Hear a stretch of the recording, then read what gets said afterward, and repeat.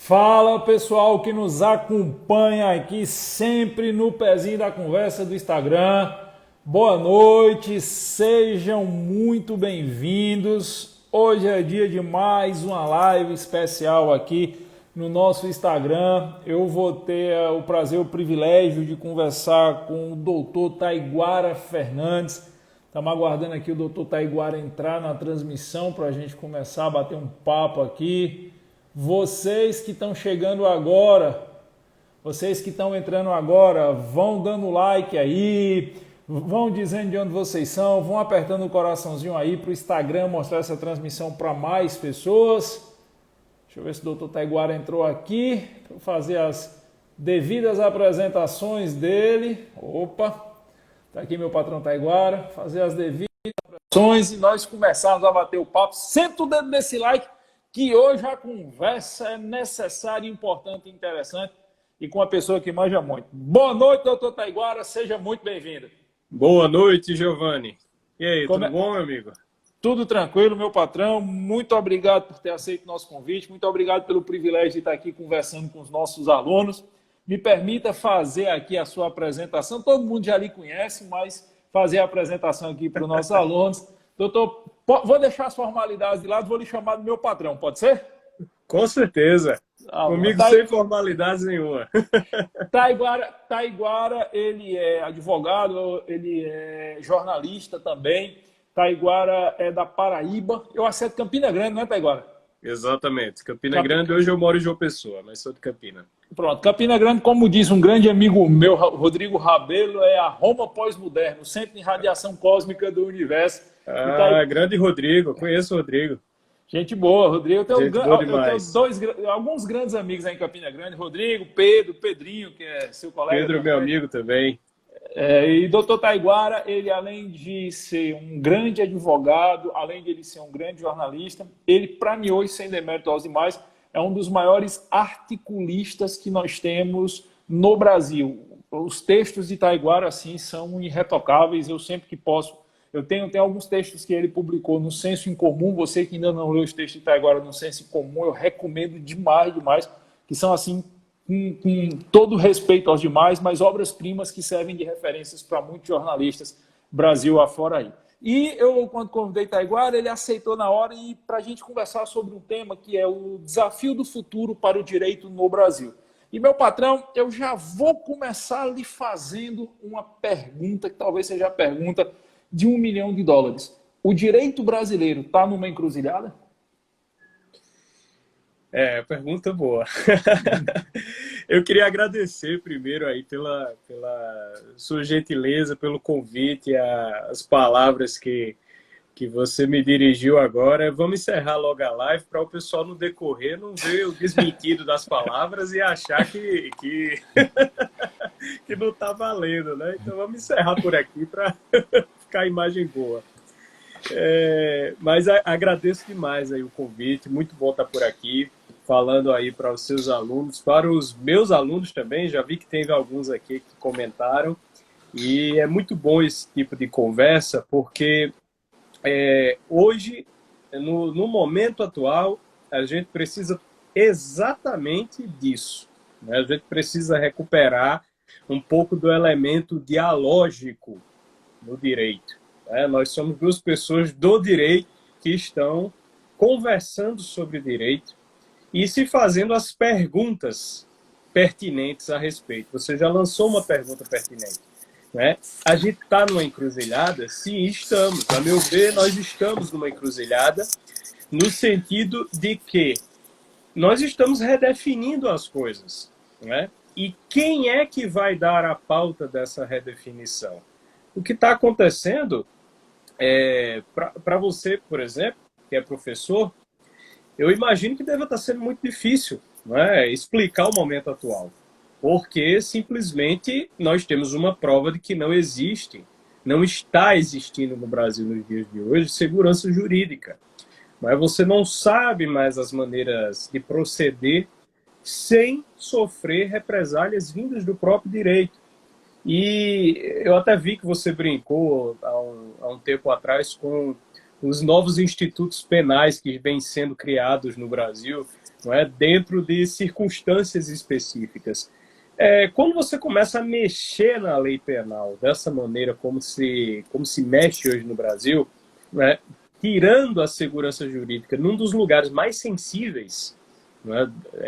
Relacionados ao direito, que é a lei penal, que é o direito de prender uma pessoa, não é? Isso aí já mostra que a encruzilhada não é que nós estamos nela. Eu acho que a gente já está, assim, já passou dela e está numa situação grave, né? A minha visão atual é essa. A gente está numa... E por isso eu acho importante esse tipo de conversa. Porque hoje não se conversa mais sobre direito.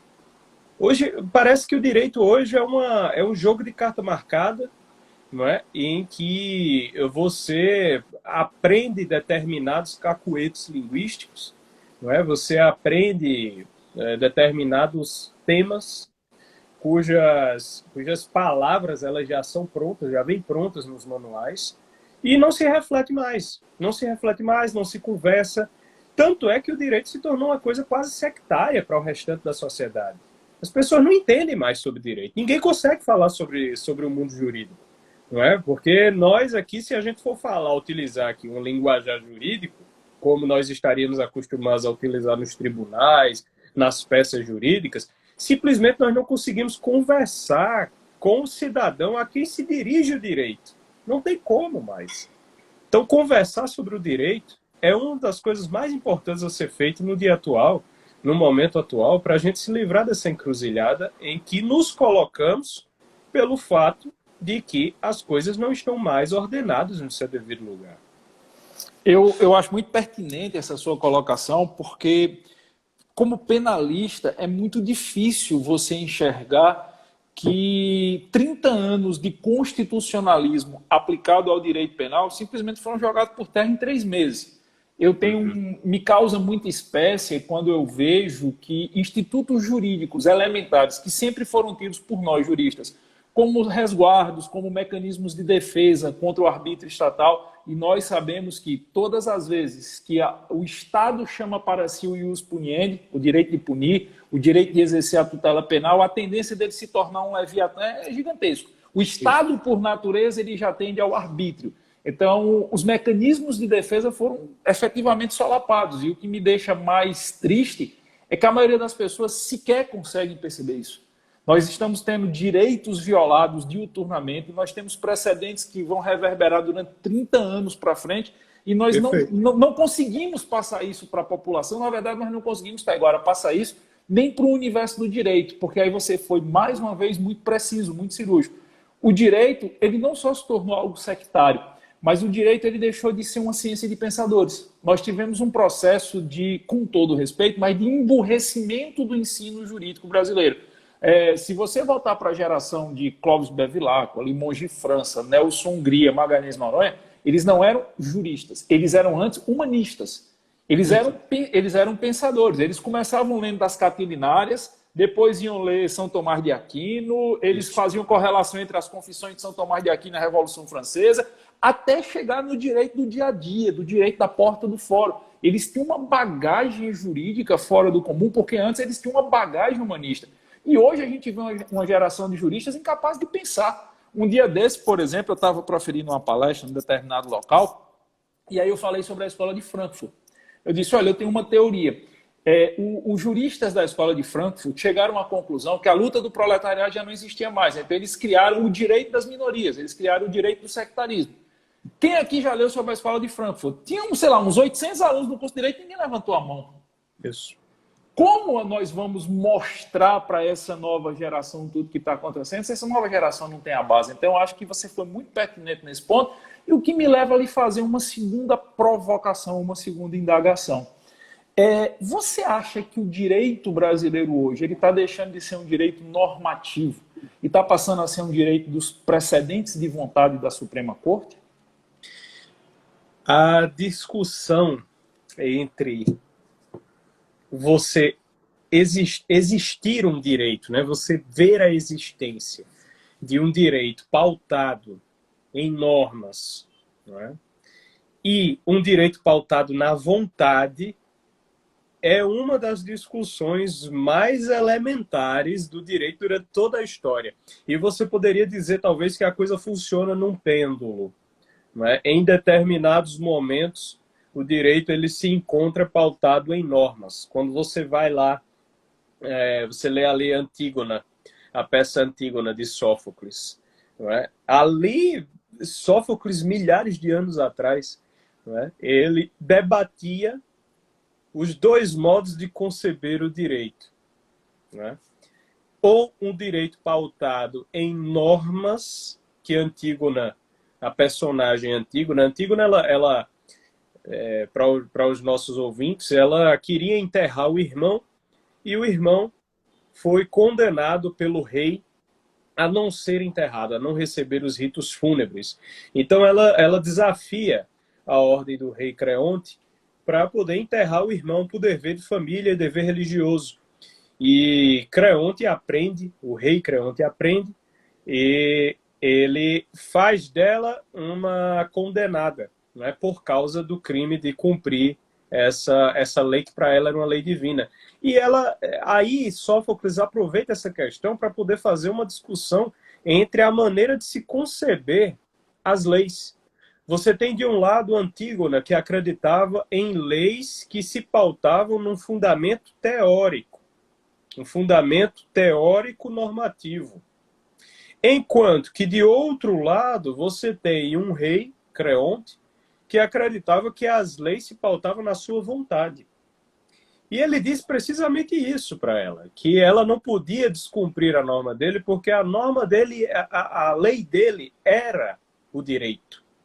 Era o direito. Então, a vontade dele consistia no próprio direito. Essa discussão ela vem passando a história, todo período, toda a discussão sobre o direito ao longo da história sempre transita entre nós temos um fundamento teórico, normativo, um fundamento moral, um fundamento político no direito, ou, ao contrário, o direito é definido pela vontade daquele que manda. Quando nós vemos para os dias atuais, né, a gente vem para os dias atuais, a gente percebe que quando os desconstrucionistas eles destruíram a linguagem do direito, né? Eles destruíram a linguagem como um todo, mas aplicada ao direito, você vê que o Saussure e o Jacques Derrida, eles juntos, são dois pensadores, tempos diferentes, mas as teses deles se encontram. Eles diziam que as palavras elas não têm significado referente a algo real. Então, o sentido de uma palavra, o significado de uma palavra, era dado pelo seu contexto, não é? Pela sua posição dentro do texto, sem significar algo real. Então, eu podia dizer, sei lá, falar aqui em Giovanni, né? Colocar o seu nome num texto. Mas eu não estaria me referindo realmente a Giovanni. Eu poderia estar me referindo a qualquer coisa. Só que isso gerou um problema. Né? Gerou um problema para eles. Porque quando eles disseram isso, eles encaravam o risco de que o seu próprio texto não tivesse significado. Então, quer dizer, os textos deles estavam dizendo o que eles realmente queriam dizer ou estavam dizendo qualquer outra coisa. Né? Para resolver isso, para resolver esse problema, eles criaram a ideia da vontade de poder. Então, quem tem a vontade de poder define o significado que uma palavra terá dentro de um texto. Se você parar para pensar, isso é precisamente a maneira como se encara a interpretação e a hermenêutica das leis nos dias atuais. As leis elas não se refeririam a nenhum direito real, normativamente ordenado, teoricamente justificado, um direito com fundamento político, não é? Um fundamento que as pessoas conseguem encontrar no dia a dia. Não, o direito hoje não é isso. O direito é a vontade daquele que define o direito. A vontade daquele que define o significado da palavra. Então, se eu pegar lá uma palavra dentro da Constituição que diga homem, e eu quiser definir que ela é mulher, se eu tiver a vontade e o poder institucional de fazê-lo, eu poderei torcer a palavra e dizer que ela diz exatamente o contrário.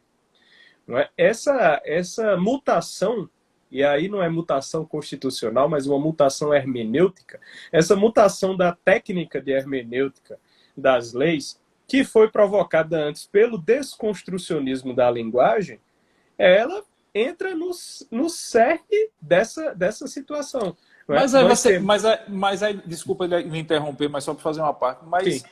Isso gera um risco muito grande, né? Porque você sai da seara do direito como elemento de proteção e adentra na seara como elemento de força política, de vocação política. Porque Exato. aí o direito realimenta a força política realimenta a nova hermenêutica do direito e você acaba criando um ciclo não virtuoso, mas vicioso. Eu encaro dessa forma. Exatamente. Perceba, quando os romanos conceberam o direito, né, o direito romano, foram os romanos que inventaram o direito, mas eles chegaram a uma racionalidade, né, das normas jurídicas, do ordenamento jurídico, e nós podemos dizer que o direito romano ele realmente marca a nossa concepção de ordenamento. Né? Nós sabemos o que é um ordenamento a partir do direito romano. Antes você tinha normas esparsas que em muitos casos convivia, né, com a vontade, né, do governante. Mas o direito romano ele empresta uma racionalidade ao sistema de ordenamento jurídico e normativiza aquilo ali para que aquela norma tenha uma justificativa para a polis, quer dizer, para a comunidade a que ela se dirigia. Porque o objetivo do direito romano, isso está dito entre os pensadores romanos, o objetivo era a pax romana, era obter a pacificação através de um sistema racional de normas jurídicas, que seria aplicável a todos, e por ser aplicável a todos de forma isonômica, ele garantiria a paz em todo o império. Então esse era o objetivo, era a Pax Romana, o sistema como ordenador. Mas, se nós perdemos o sistema como ordenador, né, o sistema jurídico como um elemento ordenador, nós nos encontramos nessa situação que você descreve. Quer dizer, o sistema jurídico ele deixa de ser um elemento ordenador e passa a ser um elemento desagregador, correndo o risco de nos sujeitar à vontade de quem esteja no poder. Portanto, você perde o elemento pacificador e racional do direito e o transforma num elemento, numa ferramenta de transformação social. E aí é que a coisa pega. Aí é que o negócio... Essa é a encruzilhada que você mencionou no começo. Porque a transformação social, ela sempre é transformação social para quem, né? Transformação social de que forma está sendo encarada, de que forma, com base em quais ideologias. E aí, Taiguara, uma outra provocação que eu lhe faço. Eu acredito muito num fenômeno do direito, e isso a história, principalmente a história recente, nos prova, que é o chamado efeito backlash. Sempre que você tem uma tendência muito grande para uma determinada forma de interpretar o direito, e vou falar mais restritamente o direito penal e processual penal, é normal que em algum tempo surja uma reação a isso e você tenha uma tendência a interpretar de uma outra forma. Só que eu percebo que no nosso país houve uma tentativa de aparelhamento do sistema de justiça justamente para evitar esse efeito backlash nos últimos anos. Eu não consigo desassociar, isso é uma percepção minha, isso é uma opinião do professor Giovanni, eu não consigo desassociar a criação do sistema de justiça brasileiro dos últimos 20 ou 30 anos, desassociado de um projeto de poder político. Eu não consigo enxergar isso. Eu tenho uma concepção que há alguns anos, algumas décadas, houve um início de um aparelhamento ideológico, houve o início de um aparelhamento da máquina estatal e, consequentemente, houve o início de um aparelhamento da forma de pensar o direito, porque a primeira coisa que você precisa aparelhar é a ideologia daquilo que você quer dominar. Isso. E a partir desse aparelhamento, inicialmente ideológico e depois um aparelhamento prático, se buscou evitar o efeito backlash, o efeito da mudança da hermenêutica e da interpretação das normas como um todo, para se permitir que outros grupos de pensamento e outros grupos de poder se alternassem. Então, isso me parece muito claro quando você imagina que dos 11 ministros da Suprema Corte, 7 foram indicados por um determinado grupo político. Eu tenho 11 ministros que estão lá e 7 vieram de um grupo político específico, alguns com profundas ligações, inclusive pessoais, com líderes desses grupos políticos. E parece-me que esse efeito backlash que estava represado no direito brasileiro nas últimas décadas, ele meio que aflorou muito rapidamente nos últimos 2 anos, eu diria até no último ano, ele aflorou muito rapidamente. E nesse processo de aflorar, está existindo uma reação, por muitas vezes destemperada, desse aparelho que foi montado, numa tentativa de conter esse arrufo, vamos dizer assim, de busca por uma nova interpretação do direito. Eu faço essa leitura. E acho que algumas dessas reações, elas são reações até desnecessárias. Porque ao invés de deslegitimar quem está agindo ou quem está buscando uma nova interpretação jurídica, ela acaba legitimando.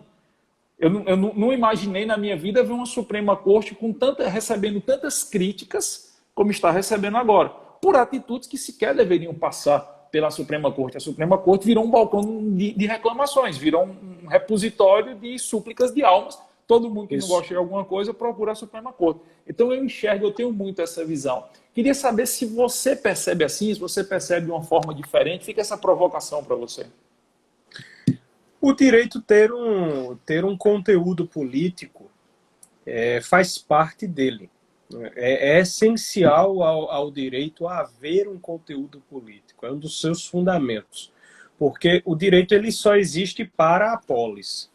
Então, quando você tem a polis, quando nós usamos o termo polis, nós estamos nos referindo justamente àquela comunidade jurídica como entendiam os gregos, como entendia Aristóteles, como passaram a entender os romanos também em relação a Tívitas. Não é? Então, o direito ele tem que ter esse conteúdo político. Você não tem como ter direito se você morasse numa ilha sozinho. Você está numa ilha sozinho, vai ter um código civil para quê? Não existe relações, não existe obrigação sua com outra pessoa. Então não existe direito. Direito, como dizia Miguel Reale, ele é necessariamente bilateral.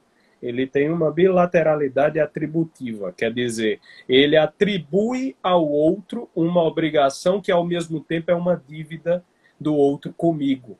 Não é? Devido a isso, se o direito ele é encarado nessa perspectiva de uma obrigação que é uma dívida e vice-versa, não é? Eu encontro aí o fundamento político do direito. Ele existe para a polis, ele não pode ser dissociado de lá. Agora, você utilizou o termo que hoje, né, para nós, ele seria o correto. O direito ele tem um fundamento político, mas não necessariamente ele deve ter um fundamento ideológico. Ideológico, quando nós falamos em fundamento ideológico, o que se quer dizer, o que é uma ideologia? Ideologia é você fazer uma ideia sobre o mundo e querer encaixar o mundo nela. Então, você tem a realidade das coisas que acontecem no mundo, você tem a realidade das coisas que acontecem entre mim e as outras pessoas, entre as outras pessoas e elas mesmas, e por aí vai. Você tem a realidade da história, você tem uma herança cultural, você tem uma nação em que você vive, a relação dela com outras nações, enfim. Você tem uma realidade. E você tenta encaixar essa realidade dentro de uma interpretação que está na sua cabeça. Ora, isso é uma ideologia, quer dizer, conhecer através de uma ideia. Então, tudo que você conhece é através da ideia que você fez do mundo. É um filtro interpretativo da realidade. Você não quer enxergar a realidade como tal. É a essência da caverna, né? Exatamente. Você fica vendo a sombra lá, mas você não quer sair da caverna para ver a realidade como tal. Você está satisfeito com a sombra. Né? O Chesterton, que é um escritor britânico, ele falava que se você colocar, né, um óculos de lentes azuis ou um óculos de lentes vermelhas, você vai ver o mundo azul, vai ver o mundo vermelho. E se você colocar um óculos com uma lente vermelha e uma lente azul, você vai ver metade do mundo de qualquer cor. A questão não é a cor que você usa para a lente. A questão é o mundo que está depois da lente. Né? Você não pode enxergar as coisas como se a lente é que fosse a definidora do real. Então, isso é a ideologia. Se você traz esse fundamento, se você traz apenas a interpretação ideológica para o direito, então você está, inclusive, renegando o fundamento político real. Você renega a polis, né, renega a comunidade e cria lá uma ideologia de como a comunidade deve ser. Então, quando você pensa nos eventos recentes no Brasil, por exemplo, é normal que um sistema jurídico se proteja? É normal que um sistema jurídico, né, persiga aqueles que desagregam a própria ordenação jurídica? Sim. Todo sistema jurídico tem mecanismos de proteção próprio. Isso não é de hoje, não é de ontem, é de sempre. Todo sistema jurídico ele precisa ter mecanismo de proteção própria. Ele precisa ter mecanismo para tratar da desagregação. O problema é quando o sistema jurídico se ampara num fundamento ideológico. Então, quando ele se ampara no fundamento ideológico, ele não está protegendo a ordem que está no mundo, que está na sociedade. Ele não está protegendo a ordem que a sociedade quer. Ele está protegendo a ideia que aqueles homens que estão no sistema jurídico possuem de ordem. Quer dizer, nessas perspectivas, o sistema jurídico se volta contra a sociedade. Então, isso é a crise. Essa é a crise, a encruzilhada do direito é essa. Porque você tem um sistema que ele consegue se voltar contra a sociedade, porque o mecanismo de proteção dele é de proteção de uma ideia. Se você vai lá para o sistema jurídico soviético, o sistema jurídico soviético tinha mecanismo de proteção. O expurgo era um mecanismo de proteção. Então, quando você tinha um inimigo do sistema jurídico soviético, que era baseado na vontade do partido, e dentro do partido, o chefe do partido, especificamente, né, quando você tinha esse mecanismo, quando você tinha um desagregador desse mecanismo, então ele era expurgado. Trotsky foi um desagregador dentro do seu próprio mecanismo. O que é que aconteceu com ele? Foi embora para o México, né? Exato, e lá morreu, assassinado lá, né? E várias e milhares de outras pessoas, milhões de pessoas, isso aconteceu. Os desagregadores do sistema ideológico... O próprio Lenin, que sempre foi endeusado como o pai da Revolução Bolchevique, ele foi expurgado, não formalmente, mas quando ele adoeceu, ele foi escanteado, porque tinha que dar espaço a uma ampliação do mecanismo revolucionário que ele era contra. Ele tinha aquela ideia de estruturas jurídicas e estruturas de poder que iam de encontro, por exemplo, ao que Stalin estava pregando. E ele sofreu um expurgo, embora um expurgo mais brando, e que foi ampliado quando ele adoeceu. E outra, a questão interna dentro de um sistema ideológico é que o sistema ideológico, ao contrário do sistema jurídico, e aí eu queria fazer essa distinção entre o sistema ideológico e o sistema jurídico, nós já estamos fazendo ela, mas o fato é que o sistema ideológico ele se reinventa com base na vontade daqueles que o dominam. Então, você cita um exemplo, não é? Quando você passa do Lenin para o Lenin fez lá toda a safadeza que queria. Quando você passa para o Stalin faz as que ele quer e reinventa o sistema anterior. Quando você vai para Khrushchev reinventa o sistema anterior e renega Stalin. E por aí vai. E cada um vai se reinventando. A mesma coisa acontece em qualquer outro sistema coletivista ideológico. O sistema se volta contra a sociedade. Você pegar o nazismo, foi a mesma coisa. Você pegar o fascismo de Mussolini, a mesma coisa. Se você pegar os regimes ditatoriais, né, de feição marxista lá na África, é a mesma coisa.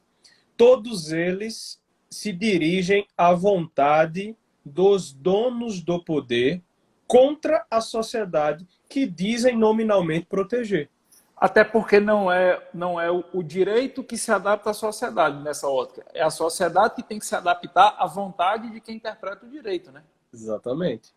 O direito, ele inegavelmente tem uma posição cultural. Quer dizer, não adianta eu trazer o direito americano e querer aplicar no Brasil. Não adianta. Porque os americanos têm sua história, os americanos têm seus modos de compreender, seus costumes. Não é? Você vai para a Inglaterra, por que a Inglaterra, o direito dela é basicamente consuetudinário? Ora, eles valorizam os próprios costumes. Não é? E não adianta você copiá-los. Não adianta você copiá-los. Você já imaginou um inglês? Pensa num inglês ou num americano concebendo o que os brasileiros chamam de jeitinho brasileiro. Não tem como. Não tem como conceber. Porque o jeitinho brasileiro, que nós chamamos de jeitinho brasileiro, eu falei isso numa live semana passada, o que nós chamamos de jeitinho brasileiro, na verdade, é um mecanismo de proteção social. Aqui não estamos tratando de um mecanismo de proteção jurídica, é um mecanismo de proteção social.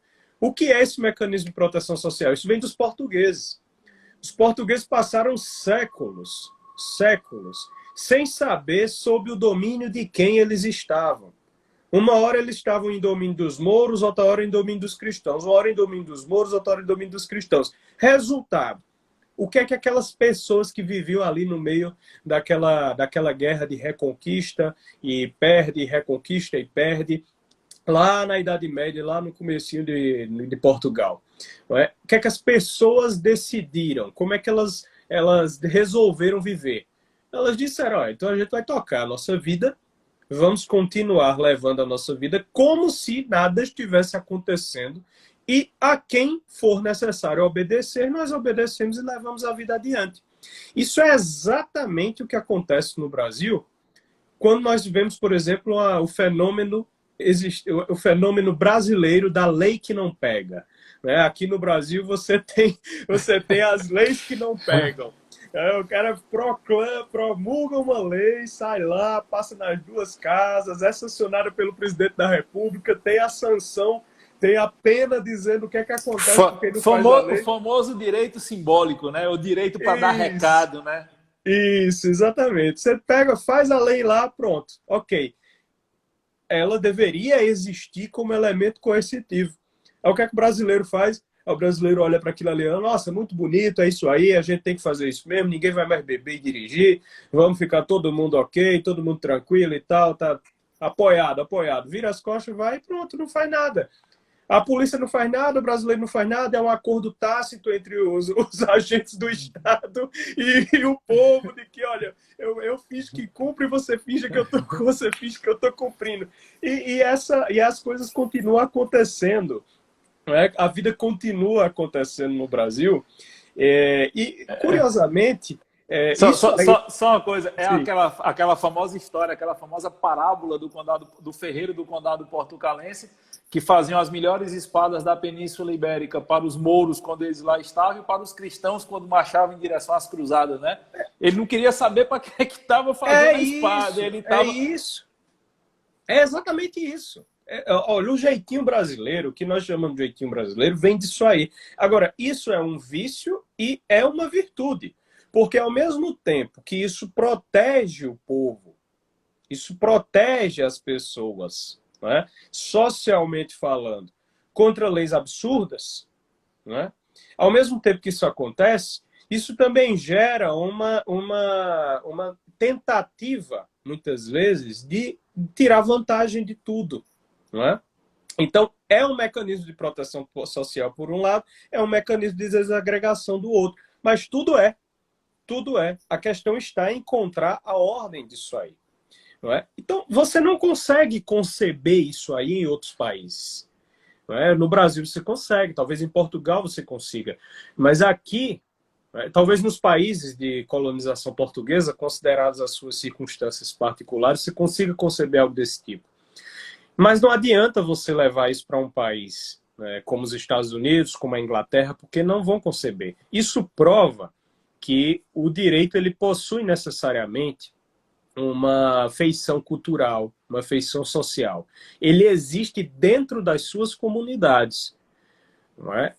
Ele tem um elemento histórico, não é, do direito. Existe o elemento histórico, o elemento como o direito é construído historicamente.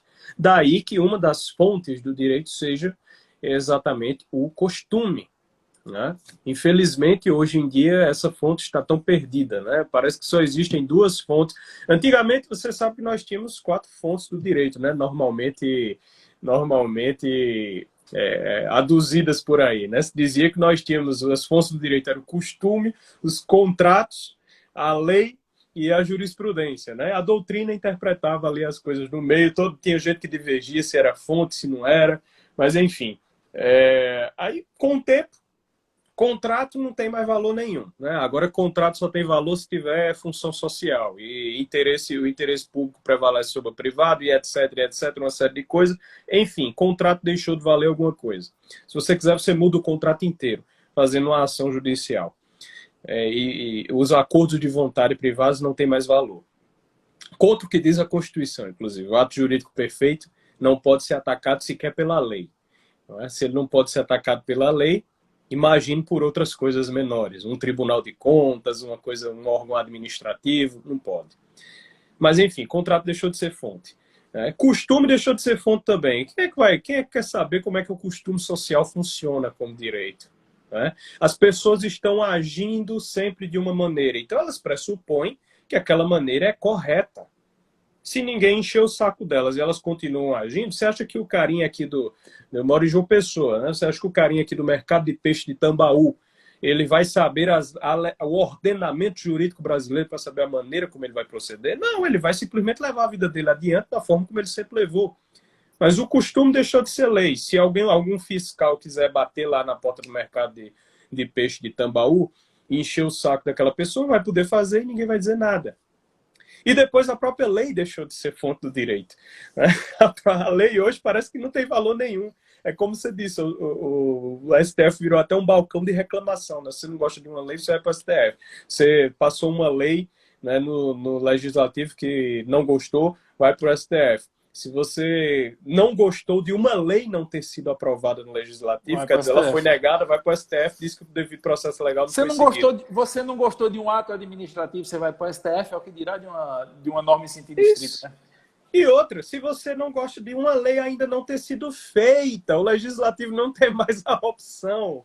O legislativo não tem mais a opção de não fazer uma lei, quer dizer, ele não tem mais como considerar o momento político. Se o povo não quiser a lei, ela não é feita. É simples.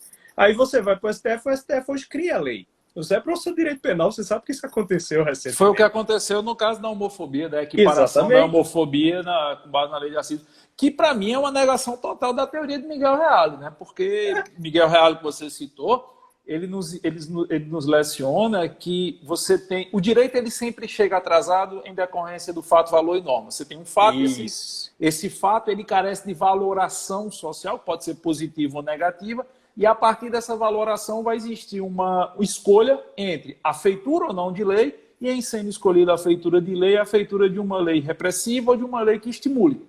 Perfeito. E hoje, no direito brasileiro, você não tem mais essa base. Você foi muito pertinente, como sempre você o é, quando você citou os ingleses, e é justamente por causa dessa necessidade de valoração dos fatos que o direito ele é sempre particularizado. O direito é o direito de cada nação e, às vezes, dentro de uma nação, esse direito não pode ser o mesmo. A Inglaterra é uma prova disso. O direito inglês é uma mistura do direito saxão com o direito nórdico, com o direito oriundo dos celtas, com resquício de romano até a metade da Inglaterra. Já no norte da Inglaterra é diferente. Dentro dos Estados Unidos, que beberam nessa fonte, a bem ou mal, foram colônia em grande parte, ali tirando a parte da Louisiana, foi colônia francesa e tal, mas em grande parte foi colônia inglesa, eles beberam dessa fonte, e você vê que é impossível você ter um ordenamento jurídico nisso. O habitante do Texas tem um valor completamente diferente do habitante de Nova York, porque o Texas era do México. Isso. Nova York foi colonizada basicamente por holandeses e por judeus, por cristãos novos e por judeus. Então são valores completamente diferentes. E isso tem que ser levado em consideração. E aqui no Brasil se subverteu essa ótica. Se subverteu essa lógica do fato, valor e norma justamente por causa da visão ideológica. Hoje se nega, por exemplo, eu digo muito isso nas minhas lives, se nega que parte da população brasileira é cristã conservadora. Quando as normas jurídicas são interpretadas por uma escola, por uma elite que se considera iluminada no sentido iluminista do termo, no sentido que foi dado por Diderot e D'Alembert na enciclopédia, o sentido de alguém que enxerga além do que as pessoas comuns são capazes de enxergar. Isso, exatamente. Eles simplesmente negam que existe uma grande parcela da população que é uma parcela cristã conservadora. É uma parcela contrária à pauta de aborto, é uma parcela contrária à pauta de direito penal simbólico, é uma parcela que é favorável a que você tenha uma educação que seja desvinculada de valores marxistas, e você não vê essa valoração social nem na criação das normas, nem muito menos na interpretação das normas. Então, acho que você foi perfeito ao dizer, perde-se todas as fontes do direito, você passa a ter uma única fonte do direito, que é a jurisprudência, que está enxergando o mundo pela analogia da lente. Não é a jurisprudência que está se adequando às mudanças sociais. A sociedade é que tem que mudar para se adequar à jurisprudência, que se torna um mecanismo de defesa mais perverso, né? E aí, quando você estava falando da polis grega, eu me lembrei de um detalhe.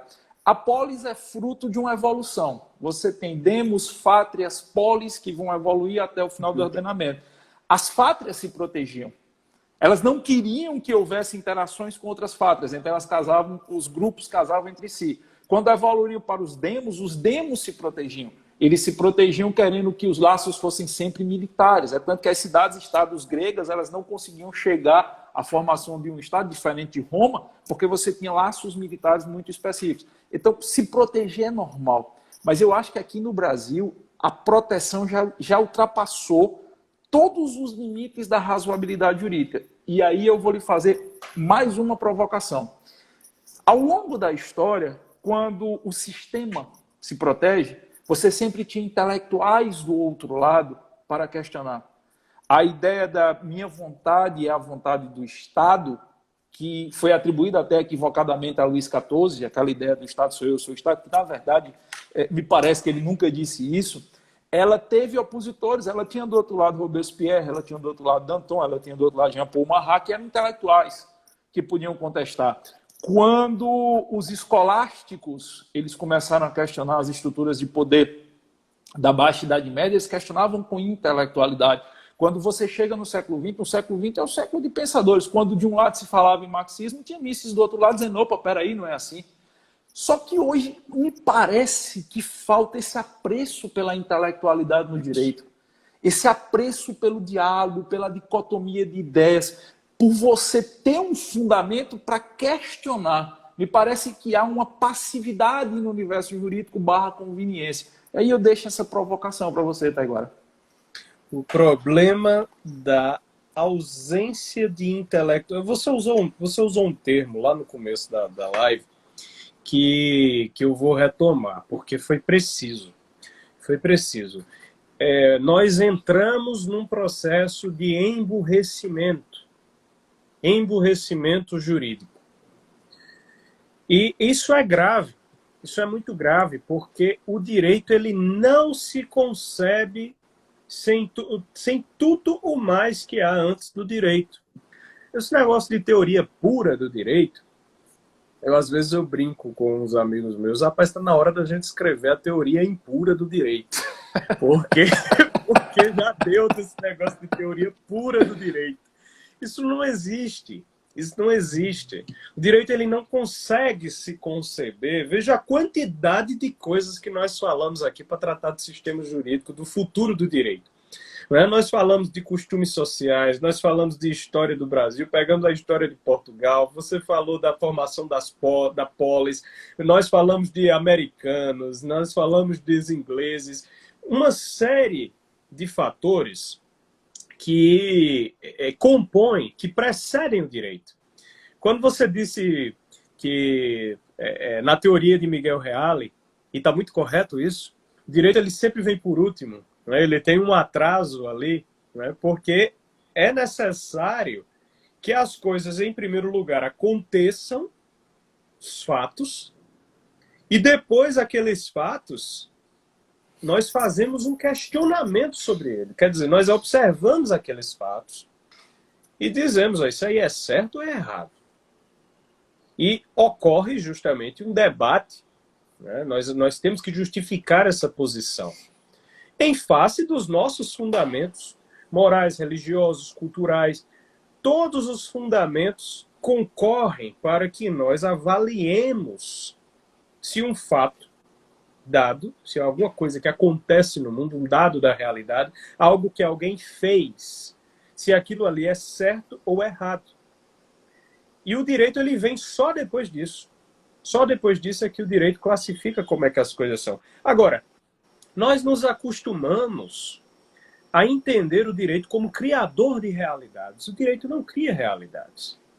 Um conjunto de palavras não faz um macaco. Se eu escrever a palavra macaco, não tem um macaco na minha frente. A palavra cão não morde, como dizia Aristóteles. A palavra cão não morde. Então, você não vai ser mordido pela palavra. A palavra não cria realidade.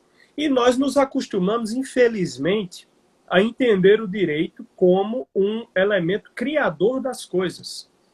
E aí ocorre o contrário.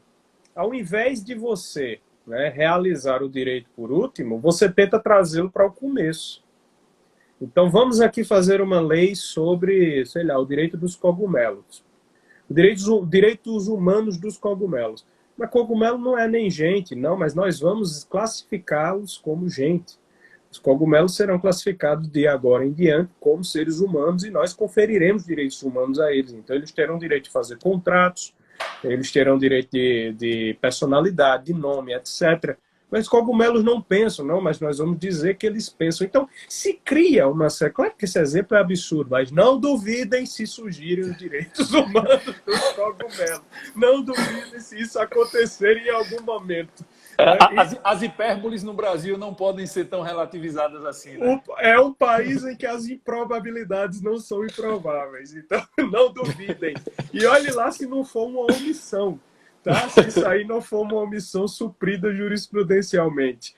Mas o fato é que o direito não cria essas realidades. As realidades surgem e o direito é uma resposta a elas. É por isso que o direito é precedido de fatores políticos, de fatores sociais, fatores culturais, de fundamentos religiosos e morais pelos quais a sociedade, ela conversa entre si, ela dialoga entre si. Hannah Arendt, ela falava... A Hannah Arendt tem muita coisa boa. Eu não me filio ao pensamento dela, mas que inclusive não cheguei a estudar tanto, mas ela tem alguns insights que me são bastante interessantes. Por exemplo, quando ela diz que a política é o lugar propício para o diálogo, é o lugar próprio do diálogo. E, de fato, se você parar para pensar, a polis ela só sobrevive com o diálogo racional. Quando as pessoas conseguem resolver as coisas conversando, de forma pacífica, então aí você tem uma polis. Se as pessoas começassem a brigar e a se matar, você não tinha mais a polis, você tinha o fim dela. Então, isso é verdade. Então, o direito ele é produzido no meio disso aí. Ele precisa disso aqui que nós estamos fazendo. Nós estamos dialogando e tem uma centena de pessoas que estão nos ouvindo dialogar e que com isso elas dialogam conosco também. E elas vão daqui dialogar com outras pessoas. Isso é o elemento político do direito. Se você não concebe isso, se você acha que o direito cria a realidade que vem depois disso, como é que as coisas ficam? Ora, se o direito criasse a realidade, então sim, o direito seria apenas a vontade de poder. E é aí que entramos na importância de termos pessoas que reflitam sobre o direito. E pessoas que reflitam não apenas sobre o direito, mas sobre a política, sobre a moral e mais do que tudo, reflitam sobre as suas próprias vidas. Porque não adianta você querer que o direito ordene a sociedade inteira quando você é um filho da mãe. Se você é um canalha, sinto muito, mas o que vai sair da sua cabeça é canalice. Não tem para onde correr. E você sabe que antigamente, Giovanni, havia essa noção de que o direito... Por que a profissão jurídica tinha tanta importância e honorabilidade antigamente? Porque havia a noção de que o direito era também ordenador da vida. Quando você vai... É tanto que existia a figura dos rábulas, que nem juristas eram, mas por ter uma noção de moral aplicada ao direito, eles meio que apaziguavam as relações, né? Exato, exatamente. Olha, quando você vai pegar vários elementos jurídicos, né? Você vai ler histórias do passado, assim, eu não tenho nem como citar exemplos, porque são muitos. Não é? Você vê um árbitro, o que era um árbitro? Um árbitro era alguém moralmente elevado que podia, como você disse, apaziguar um conflito. Você vai lá na Bíblia e o que mais existe na Bíblia é o homem justo. O que é o homem justo? Não, é aquele que cumpre a lei, está lá nos Salmos, é aquele que cumpre a lei e obedece a Deus. Então, quer dizer, o cumpridor da lei era, ao mesmo tempo, a pessoa que era retamente ordenada, não é? E que tinha a lei e a ética estão muito próximas, né? Isso. Então, o direito ele tinha essa honorabilidade no passado, porque ele era visto também como elemento ordenador da vida. As pessoas que praticavam direito, elas deveriam ser pessoas com a vida também ordenada. Então, você tinha a ideia de que o jurisprudente, o jurista, ele era uma pessoa prudente. Daí que vem jurisprudência. Ele era uma pessoa prudente, ou seja, uma pessoa retamente ordenada, sabia tomar decisões, ele não era um perdido na vida, ele não era, em suma, um canalha. Mas, se hoje em dia ninguém quer refletir nem sobre o direito, nem sobre os fatores que compõem e precedem o direito, nem sobre suas próprias vidas, tá todo mundo achando aí que é o gostosão, não é? E que vai viver normalmente, sendo um canalha e achando que a sua canalice vai consertar o mundo, ora, acabou-se o direito. Sinto muito, acabou-se o direito. Direito, como ele sempre foi entendido, esqueça, já era. Você citou Hannah Arendt, eu vou parafrasear ela não usa esse termo canalha quando ela fala na banalização do mal. Mas parafraseando Mas é isso aí, pronto. Parafraseando ela, antigamente os canalhas pelo menos liam. Eram canalhas com conteúdo. Hoje em dia os canalhas sequer leem, né? São canalhas por vocação, não por formação. Então é muito, muito difícil. Meu patrão, eu vou lhe, já aproximando agora do nosso final, a gente já está indo para quase 1 hora. Você sabe o privilégio que eu costumo dizer que eu dou a César o que é de César, a Deus o que é de Deus, e no âmbito da intelectualidade nós temos que aplaudir quem dela merece, e você faz parte de um rol de juristas e de pensadores e de jornalistas que são ímpares no nosso país. Quem me acompanha nas redes sociais já me ouviu falar várias vezes e criticar várias vezes o tipo de jornalismo que é feito no nosso país e o tipo de direito que é feito no nosso país, e eu posso dizer que você faz parte da exceção que mantém a tradição do bom jornalismo e mantém a tradição do bom direito. Então, só tenho a lhe agradecer esse privilégio, essa honra de poder estar conversando com você aqui, de poder estar aprendendo com você aqui.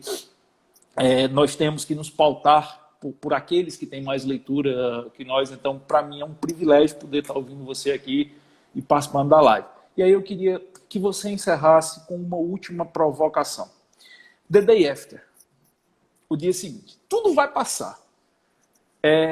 Por mais tenebroso que seja, nas Confissões de Santo Agostinho tem essa frase que eu gosto muito, por mais tenebrosa que seja a noite, o dia vai raiar. Que você tenha fé ou não, o dia vai raiar. Então o dia vai raiar, a pandemia vai passar, virão outras como ocorreram no passado, essa composição do STF um dia vai mudar, enfim, certo? Ou vamos ter eleições, vai passar.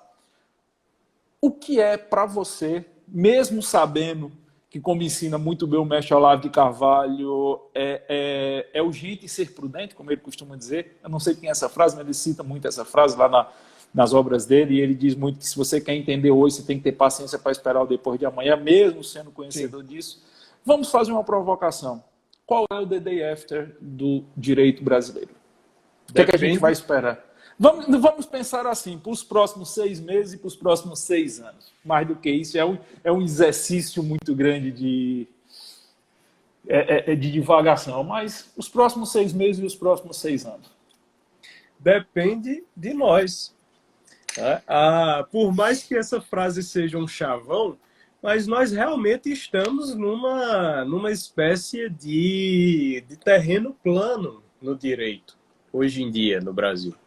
Não é? Por tudo que nós falamos nessa live, não há quem não chegue à conclusão de que nós estamos numa situação em que ou escolhemos um caminho ou escolhemos o outro. Então, tudo vai depender da nossa escolha. Ora, quando você diagnostica esse problema, porque o que nós fizemos aqui durante essa live foi um diagnóstico.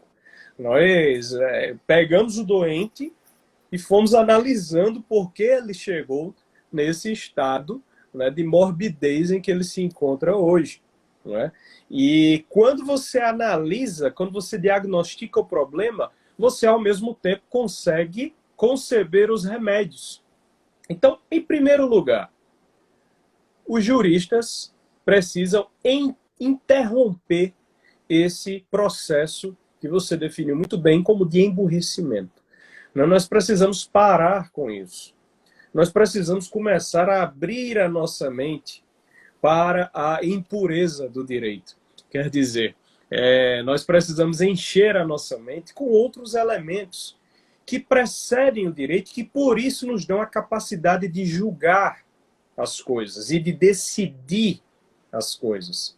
Precisamos começar a ter uma formação que nos ajude, uma formação, como você disse, intelectual, porque as resistências à iniquidade, resistência a sistemas, apenas existiu através do espírito. Ora, Sócrates, ele foi condenado por Atenas. A cidade ateniense o condenou, matou Sócrates. E o que é que veio depois daquilo ali? Sócrates mesmo diz lá na Apologia de Sócrates, depois de mim vai vir muito mais gente para questionar isso aqui que vocês estão fazendo. Ele resistiu como? Pelo espírito e pelo questionamento intelectual. Então, a formação intelectual, ela não é mais uma alternativa que o jurista ele possa deixar de lado. Não. Ela é uma escolha definitiva. Ela é, na verdade, aquilo que vai separar os juristas verdadeiros daqueles que não seguem esse papel, daqueles que são apenas robôs. E aí nós podemos falar em robôs, já que está tão em moda isso aí hoje em dia, né? Aí realmente existem robôs, pessoas mecânicas, pessoas que vão exercer o papel de acordo com a vontade de poder. O que mandarem fazer, eles vão fazer. Mas aqueles que querem ser os juristas, seguir conforme a justiça, têm um outro caminho. Então, esse é o nosso propósito. Não é? Eu acho que isso é urgente que nós façamos. E aí então, temos que ter paciência para estudar também. Né? Meu querido, eu agradeço muito aí pelo seu convite e me chame mais vezes. Será um prazer tremendo aqui conversar com você, viu? Prazer é todo meu, muito obrigado. Quem não segue ainda o Taiguara nas redes sociais, está perdendo tempo, bota aí, tá nas minhas postagens aí, tá na última postagem. Se você gostou dessa live, se você acha que essa live é interessante, dá um print aí, posta no Instagram, marca o Taiguara, me marca também, a gente vai repostar. Comenta aí, eu tirei os comentários, porque estava subindo muito comentário aí na hora, mas comenta aí no final da live, ela fica salva no IGTV, deixa suas percepções e nos ajuda a propagar essa valoração do conhecimento. É o que talvez seja o maior objetivo de todos nós aqui. E, insisto, leiam pessoas que têm uma profundidade, que derrubam a instante antes de escrever. E o Taiguara é um deles. Joga aí na internet, você vai achar fácil. Vai lá no Senso em Comum, que você vai ver muitos relatos dele, muitas grandes peças que ele escreveu e sempre suscitando isso, o apreço pelo conhecimento. Meu patrão, muito obrigado, um forte abraço para você, parabéns pelo grande trabalho e pelo privilégio que você me deu. Eu que agradeço, meu irmão. Foi um prazer enorme. Obrigadão Valeu. mesmo, viu? Boa noite. Boa Tchau, tchau. noite.